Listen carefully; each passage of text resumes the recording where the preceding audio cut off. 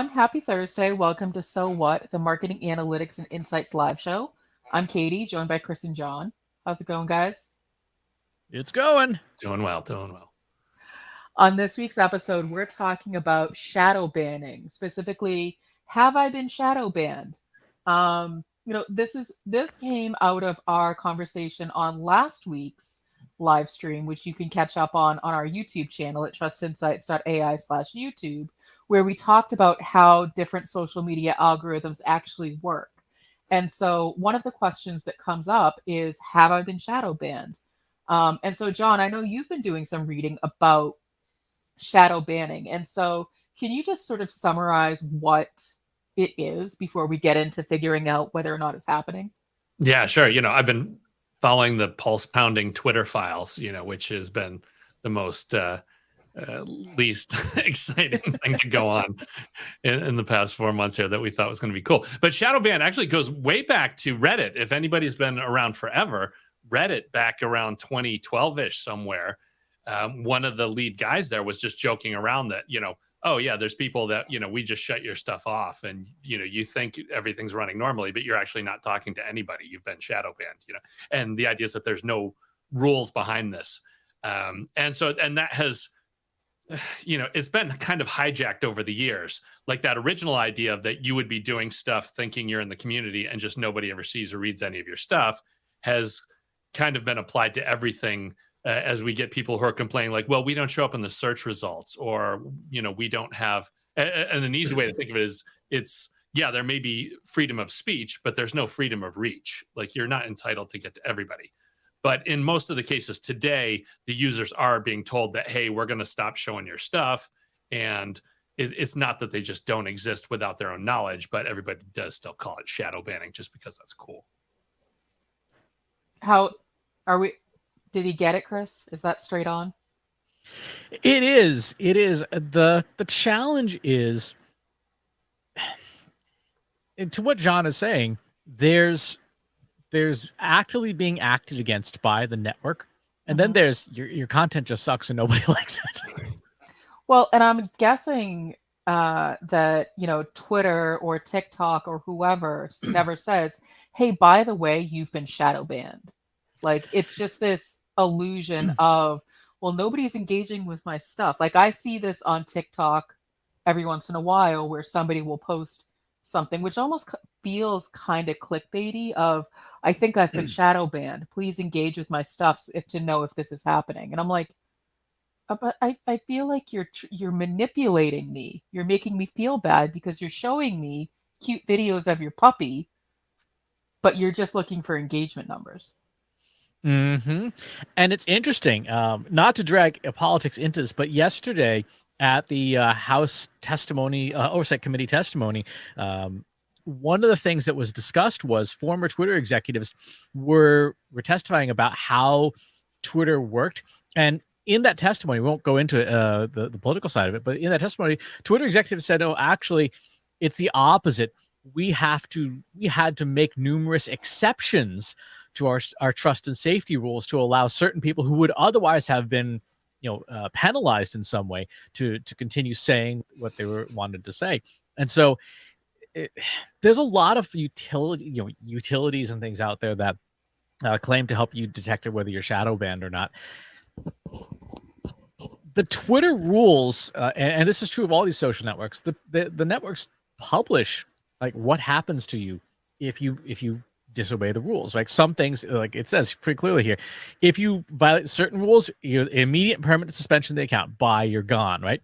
Others, like requiring to remove the offending tweets or temporarily limiting your ability to post new tweets. And again, check the terms of service for Instagram and TikTok and all these companies.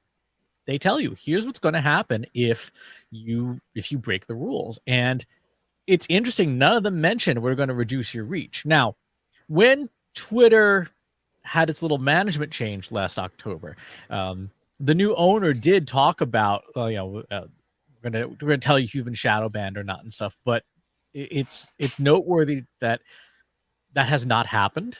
There has been no disclosure of that, even though new management's been in place now for 4 months, 5 months now. It's likely because it doesn't actually exist. So, what's interesting too, though, is I also see the term shadow ban a lot in Facebook groups where there's a moderator and someone will, a member will say something like, I don't know why my post was removed. Can the admin reach out to me to tell me? Or have I been shadow banned by the admin? When, sometimes people accidentally hit delete, or, to what you guys are saying, your content wasn't that good and nobody cares. Yep, exactly.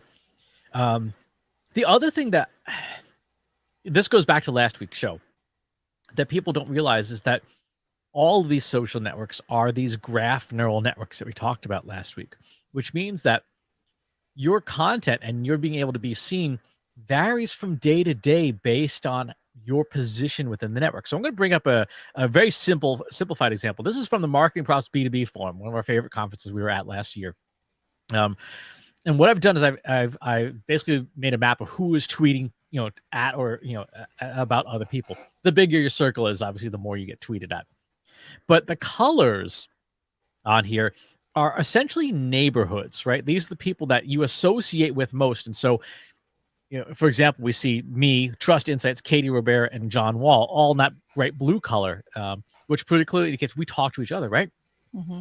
In a graph neural network, these associations are being monitored all the time. And that means that if it's going to recommend your content to somebody, guess who it's going to recommend it to? It's going to recommend it to the people who are nearest to you in the network, who are the most likely to engage with it, because the networks want engagement. They want you to stay glued to the feed. They want you to consume more ads. And so Nancy Harhut over here in the bright orange, she's pretty far away from me in this example graph. So if this was a social network, the algorithm probably would not recommend my content to Nancy all that often, right? Because she's so far away from me in engagement. Yeah, I know that's disappointing because Nancy is hardcore, marketing stats and analytics. Of course, psychology slant on that, I guess. So it's a different crowd, and she just has her own community. But that doesn't mean that you've been shadow banned. It just means that mathematically you're not going to show up in her feed. And so I guess one of my first questions for you, and this might be a rhetorical question, is, are people essentially crying wolf when they're saying I've been shadow banned? The answer is a maybe. And here's the easiest way to answer that question. Go to your own analytics, right? So here's the Trust Insights analytics account, Twitter account, right? And look at our engagement. And is our engagement unusual in some fashion, right? Is it up or is it down? Is it, what's going on with it? You can export all this data and make like really big charts, versions of this chart. Here's what Trust Insights looks like since 2018, when we started our Twitter account, our engagement rate. There are periods here where our engagement is definitely lower, periods where it's higher, but at no point does it go to zero. If we were truly, shadow banned, you would expect to see, let me pull up a different example. This is the Marketing Over Coffee Twitter account. You can see there's a great big gap here where there's no engagement at all. Now that's because we weren't tweeting. John. Yeah, this is a very depressing graph overall. Well, you can see it's not like, last month. You're talking 2010 to 2018. My account, quite honestly, would look very similar. I think I stood up my account in 2010-ish, but didn't really start making it active until, Trust Insights. Yeah, that's totally us doing the placeholder there. Exactly. So you can see pretty clearly that if Marketing Over Coffee account had been shadow banned for, in this case, years, that's what it would look like. You would say like, oh, look, our engagement is nothing. No one's seeing our stuff. We're just in a vacuum. Here's Katie's account. This is you did pull mine. Yeah. There's, you could see, nothing, selling 2018, we start Trust Insights. Okay, it's like, all right, fine, I guess I got a tweet. But this doesn't tell you, maybe I was just posting really crappy content for 10 years. And that's the thing, like, that's what this is missing. Like, we can make assumptions, but it doesn't actually, because good content is subjective. And so maybe all I was doing was live tweeting bad Lifetime movies and nobody cared. Maybe it was just so terrible that nobody cared. Or maybe I was just telling people the kind of cereal I was eating for breakfast that morning. Exactly. And so this is what it would look like if your account had some kind of suppression on it, right? That those big gulfs of just no engagement whatsoever. Your content's not being seen, nobody knows it's there, and nothing's happening. Now it's very interesting to look. You know, Katie's engagement rate has actually gone really, really well in the last 4 years. So Katie is a champion social media manager. Woo! Good for Really, me. yeah, you just trim that graph at 2018 and boom, Yeah. business. I mean, Exactly. but timing wise, it makes sense because I really didn't activate my account until I had a reason to. I mean, I have been, and I will quote myself saying, I hate social media. I'm not good at it, but I understand its importance and its utility, and I will do it on behalf of the business. Exactly. So to answer the question, you know, have you been shadow banned? Again, go into the tools that are provided to you and look at, you know, in this case, the Twitter for your own account will give you impression numbers, right? So here on Sunday the 22nd, you know, Trust Insights had 26 impressions. We had no tweets, so I mean that makes logical sense. Yeah, we had 2 tweets for 63 impressions on the 16th. We had no tweets on Friday the 27th, but we had a lot of engagement because of other stuff was going on at the time. So that's how to tell if you're tweeting and you're getting no impressions, you might have been shadow banned, which means that you don't have any reach. But this is apologies, but this is just Twitter. Like TikTok doesn't have great analytics. LinkedIn doesn't have great analytics. And so, you know, how do you find out in a different context? Like, so, you know, Twitter has this analytics.twitter.com that you can tie to your account and find out pretty quickly. But what about other platforms? Like, are you still just guessing, or is there a way to find out? Oh, there's absolutely ways to find out, particularly if you are a creator on those platforms. So a lot of platforms have not just individual analytics, but if you're a creator, you get extra stuff. So for example, here on LinkedIn, if you turn on creator mode, now you can look at your content performance. So let's look at the last 90 days. And this is impressions, right? So is my content being shown to people? And you know, sometimes it is, sometimes it isn't. At no point does this graph flatline, you know, like a cardiac patient going into arrhythmia. It's pretty clearly I'm being seen. You can look at your engagements too to see if your content is landing with people, right? So there were definitely periods of time here, like in November, where my content just didn't land. Was I shadow banned? No, I was putting out content nobody liked. Well, okay, so it sounds like step one. Have I been shadow banned? You need to look at your analytics from that particular platform to see, like, did I put out crappy content, or have I really been getting, you know, 0 reach and engagement, 0 impressions, 0 engagement, but I've been posting like crazy? That probably means that you've been shadow banned for whatever reason. However, if you're still seeing a little bit of activity, then that means that you probably need to double check if you're posting the right stuff to the right people. Exactly. And I think that it's that simple. Now, I guess the next logical question is, how do you, if you're not getting engagement, regardless of being banned or not, Right. what do you do to fix it? Oh, I mean, that's the $1 million question. You know, what I would do is I would start to run some tests of different kinds of content. You know, I would say, like, do people engage more with videos, or do people engage more with polls? You know, if I keep it really simple to a basic question like pineapple on pizza, our old standby, are people going to engage with it? And I feel like those kinds of tests will start to tell you. I'm sure there's a way to look at your analytics to determine how to test, but that's what my gut would tell me to do. John, how about you?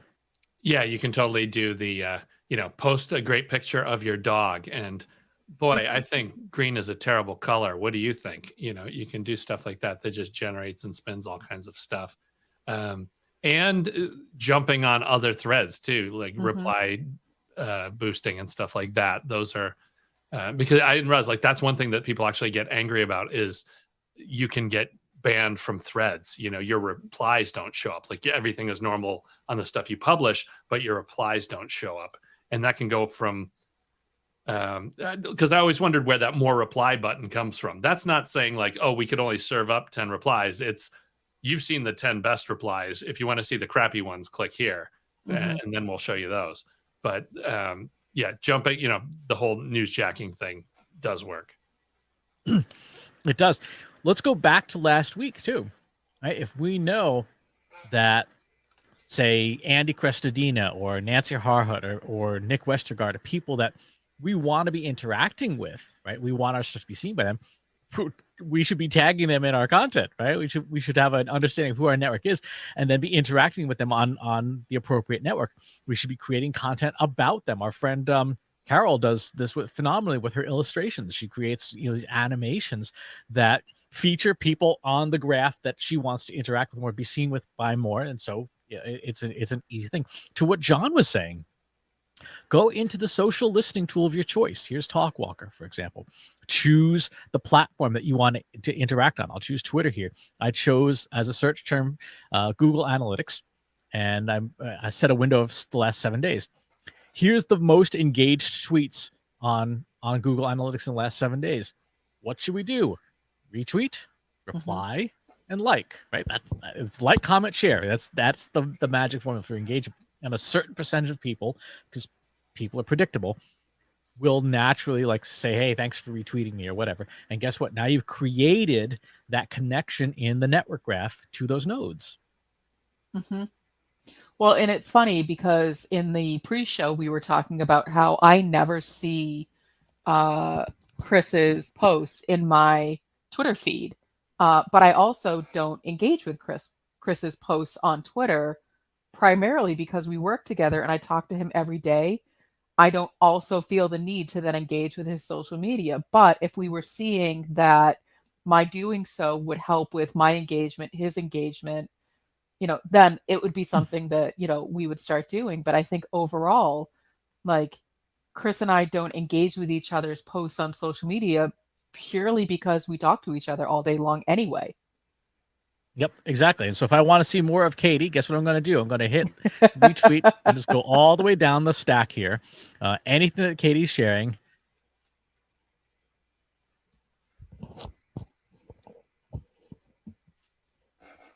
Right?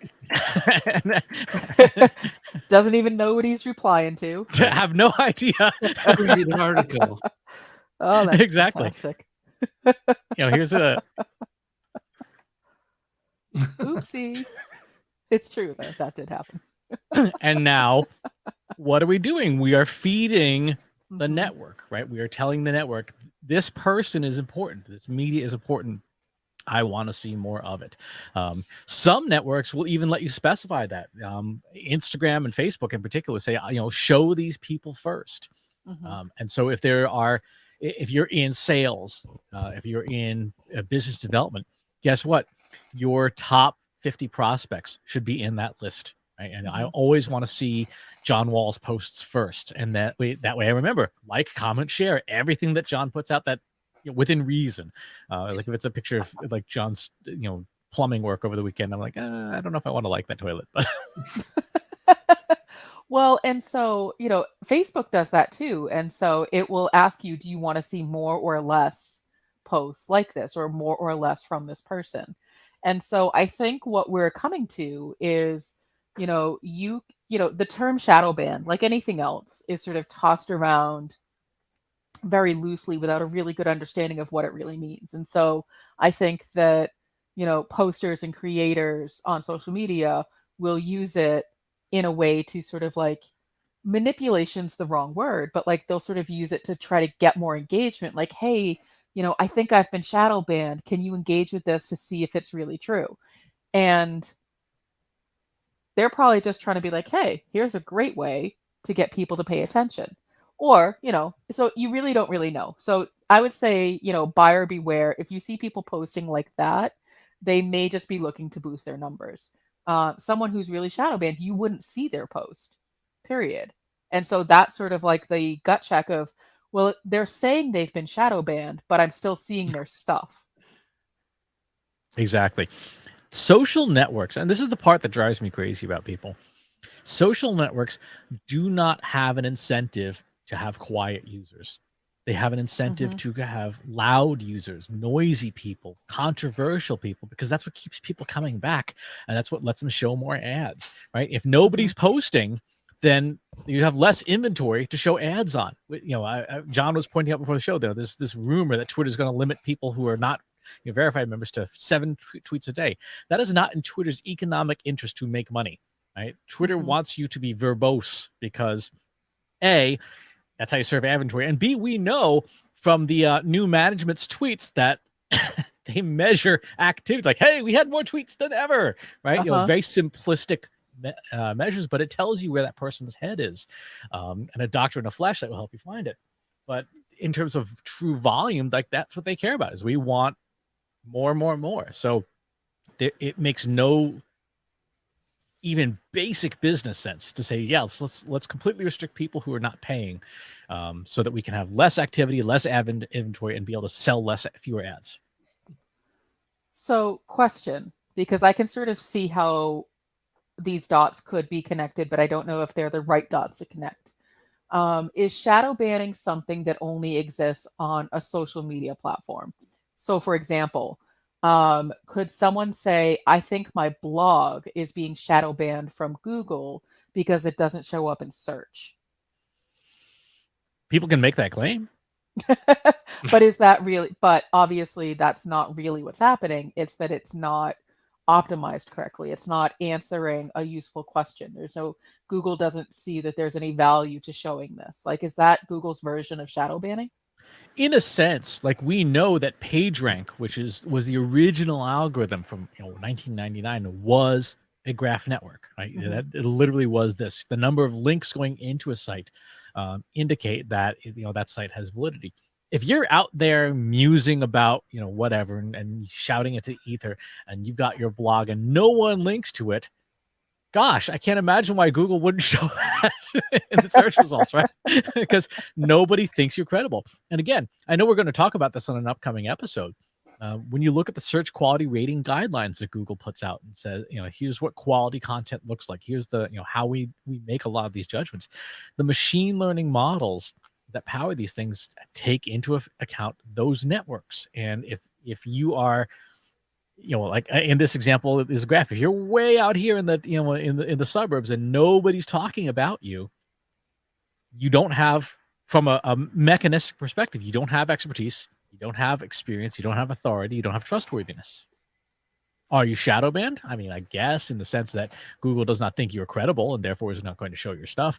But is it because Google hates you? No, it's because you're not doing what Google's told you to do. And so I feel like we keep coming back to the same action of, number one, you need to understand the rules and regulations of the platform that you're trying to post on, whether that be a search engine or a social media platform, or probably even a private community where you can be muted or banned. So number one, make sure you're following the guidelines and you're playing the game, following someone else's rules. And number two, just post good content. Post content that your audience cares about, and you shouldn't have an issue.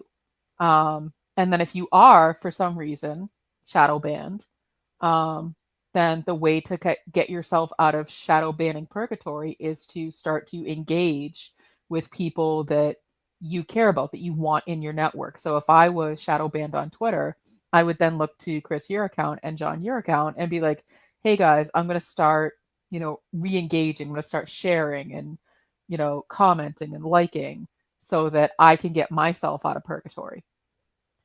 And there's and number three is network with other people. Do stuff that helps validate you. So for example, this whole warrior nun thing that I have been a part of. What happens when you're a part of a group? Look at how many people are tagging me into stuff that I'm not even posting. I'm not even publishing this stuff. I just got tagged into it. And suddenly you have all these mentions, all these network connections, hundreds of them a day. At this point, I could probably do pretty much anything that was not an outright violation of Twitter's rules, and my account would be fine, because you have all these incoming signals saying, hey, this account is super valid because everybody's referencing it. There's a lot of activity within the network that are positive signals. So to what you're saying, Katie, good content, yeah, is important, but so is the network of people to support you. And this is why we keep emphasizing over and over again, your community is so vital. If you don't have, as a brand, as a marketer, if you do not have a community, you are hosed, because you will be that little dot on the outside yelling into the ether, right? You will not be marketing profs. You will not be Lee Odin. You will not be Katie Robert on the network, because no one's talking about you. Build that community, right? Think about the Analytics for Marketers Slack group, right? Which we have over here. It's 3,000 people. What happens when we post a piece of content to that? What happens when we ask people to tweet about it? What happens when we ask people to share it? We create that authority, these signals in these algorithms that this is valid. And the more that we can leverage our community and have our community leverage us and participate in their stuff, the better we all do. But and I know it goes totally against literally everything I believe in, but you can't do it alone, right? You cannot do marketing alone anymore, because the way these algorithms work, they are driven by people's behavior, a crowd's behavior, and you need a crowd. Good luck, Chris. I know how much of a people person you are. I know. I'm delighted. I think you should keep me around a little longer. Another part of this too, though, is how especially on the search side, like, they don't have to do shadow banning, because they just create enough gates to the content. Your content needs to basically score high enough to be shown and shared, right? If your stuff is junk, you're not going to accumulate the points. Whereas the idea with the shadow ban is at some point a finger gets put on the scale and is like, okay, no, your content is doing well enough, but we're going to throttle it and not show it. And so there's two big pieces of that. One is just the timeout box. We see that used all the time, of just like, okay, for 2 weeks you can't post and your stuff's not seen for 2 weeks. But then the other one is to actually, get kicked off the platform or be sent home and, not be able to come back on. And unfortunately, like, both of those require human intervention. And that's why we see, the networks doing such a poor job of it. And they basically fall back to this point of, well, we can't guarantee it's not going to be seen by anyone. Like, it's going to go out and the people that follow them and want to see that stuff will still see it, but we can at least try and throttle the spread to the rest of the world. But is there anything out there as far as, once you've been thrown in the penalty box for something, I mean, basically you can appeal and say, reinstate my account if it's reinstated, or if you're locked out for 2 weeks, you just have to sit and watch the clock. Is there anything else that can really be done on any of the networks? It depends on the network. Think about the OG shadow ban. The OG shadow ban is you're a spammer and we're not going to deliver your email, right? So you can send all the email you want, but you're on every blacklist that there is. And so you basically have to burn your server down and then buy a new one, because you're never getting your email delivered again. It's all algorithmic. So to my knowledge, anything that's using a graph network, particularly a temporal graph network, which we talked about last week, over time, those embeddings that are time-based fade away, right? It's like a half-life. It's like a decay. Eventually, those thresholds raise up, and you might start getting seen again. The express way out of that is, to the best of your ability, make sure that you've got that insurance policy of a strong network of people that are constantly engaging with your stuff, so that you keep those signals, you keep the volume of positive signals far above any negative signals, and you stay ahead of the algorithm.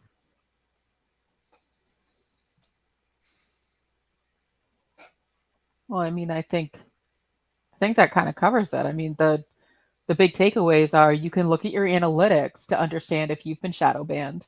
If there's no reach, if there's no engagement, if there are no impressions to the things that you're posting, you may have been shadow banned. And then, the way to start to get out of that is to start to engage with other posts. Like you posting while you're shadow banned, it's not going to change anything.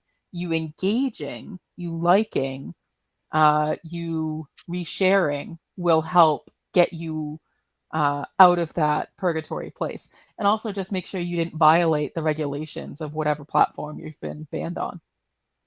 Exactly. And, build your network in whatever format and wherever it is, whether it's a Slack community, whether it's your email list, whether it's on multiple social networks, build that community of people around you, because that's what will provide the positive signals to algorithms to let you back in. So if you don't have that community, it's going to be a lot harder. That's the way it is. If you look at Twitter, for example, you look at some of the people who are posting stuff, you're like, wow, that's really not okay. But you look at the metrics on their posts, hundreds of thousands of likes and tens of thousands of retweets. Like, oh, well, clearly they have their network, and that network acts as a protection against their account just getting canned, even though they're saying ridiculous things like the earth is square and flat instead of round and a sphere. Like, well, apparently you've got enough people to agree with you that the logic of the network, of the algorithm, overrules basic common sense in reality. Well, you can't fix stupid. You sure can't, but you can monetize the daylights out of it. Thanks for tuning in this week. We will see you all next time. Thanks for watching today. Be sure to subscribe to our show wherever you're watching it. For more resources and to learn more, check out the Trust Insights podcast at trustinsights.ai/TI podcast and a weekly email newsletter at trustinsights.ai/newsletter. Got questions about what you saw in today's episode? Join our free Analytics for Marketers Slack group at trustinsights.ai/analytics for marketers. See you next time.